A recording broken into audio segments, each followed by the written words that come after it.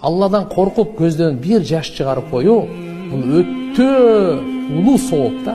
Мен силерге бир риваят айтайын. Пайгамбар саллаллаху алейхи вассалам айткан, кээде Алладан коркуп ушу көзүнөн адам бир көз жаш чыгарса, периштелер жазыш керек да. Канча сооп жазабыз деп Алладан сурайт экен.